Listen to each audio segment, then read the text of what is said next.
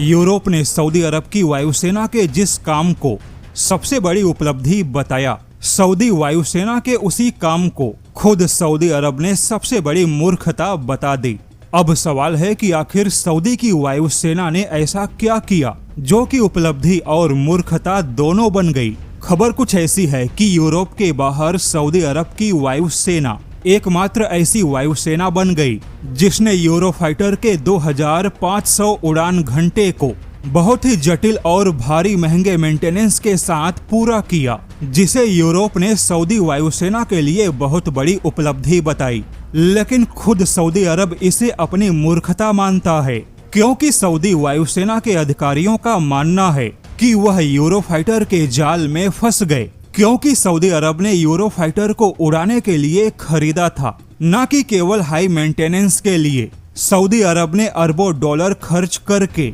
Heavy maintenance के सुविधा केंद्र को स्थापित किया, किंतु सऊदी वायुसेना को यूरोफाइटर में फ्लेक्सिबिलिटी नहीं मिली, क्योंकि जब ईरान ने सऊदी पर मिसाइलों से अटैक किया, ईरान के साथ युद्ध चरम पे था, तो ठीक उसी समय जर्मनी ने यूरोफाइटर पे टेक्निकल सपोर्ट नहीं दिया। वहीं सऊदी अरब को आपात में मिसाइल सपोर्ट भी नहीं मिला, और अब सऊदी अरब को लगता है कि उसने गलत हथियारों पे पैसे बर्बाद किए, क्योंकि ऐसे महंगे हथियारों के चक्कर में केवल सऊदी के वायुसेना का जो बजट है वह 35 अरब डॉलर तक पहुंच गया, जबकि वहीं टोटल डिफेंस बजट के मामले में अब भारत और सऊदी के बीच में कोई ज्यादा फर्क नहीं बचा। हालांकि अब यहाँ पे सऊदी अरब के नीति निर्माता संयुक्त अरब अमीरात के सामने अपने इज्जत को बचाने की कोशिश कर रहे हैं, और अब इसी इज्जत को बचाने की कोशिश में सऊदी अरब ने भारत पर हैवी कॉम्बैट का फैसला किया है।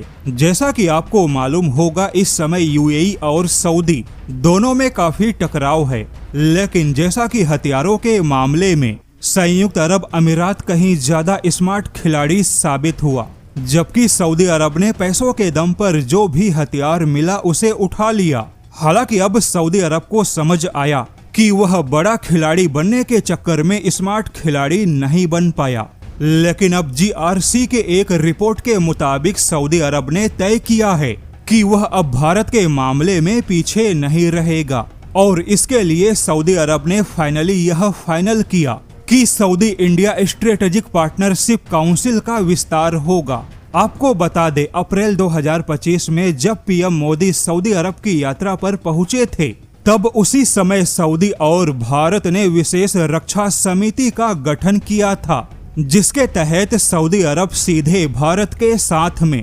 मिलिट्री टू मिलिट्री डील्स में शामिल हो सकता है। लेकिन जैसा कि ईरान युद्ध के बाद सऊदी अरब भटक गया और वह पाकिस्तान के पाले में चला गया, जबकि इसी दौरान संयुक्त अरब अमीरात ने भारत को कहीं ज्यादा महत्व दिया। लेकिन अब सऊदी अरब को लगता है कि भारत में संयुक्त अरब अमीरात को टक्कर देना जरूरी है, नहीं तो सऊदी अरब पीछे छूट सकता है और भारत में संयुक्त अरब अमीरात का पलड़ा भारी होगा। वहीं जैसा कि पिछले कुछ दिनों से इस बात की चर्चा फैल गई कि संयुक्त अरब अमीरात को भारत के ब्रह्मोस मिसाइलों के अलावा आकाश तीर और मिसाइल ट्रैकिंग सिस्टम में दिलचस्पी है, तब से सऊदी अरब की बेचैनी और भी ज्यादा बढ़ गई। हालांकि अब यह देखना काफी दिलचस्प होगा कि भारत में संयुक्त अरब अमीरात को टक्कर देने के लिए सऊदी अरब फिलहाल कौन से कदम उठाता है। हालांकि दावा है सऊदी अरबियन मिलिट्री इंडस्ट्रीज और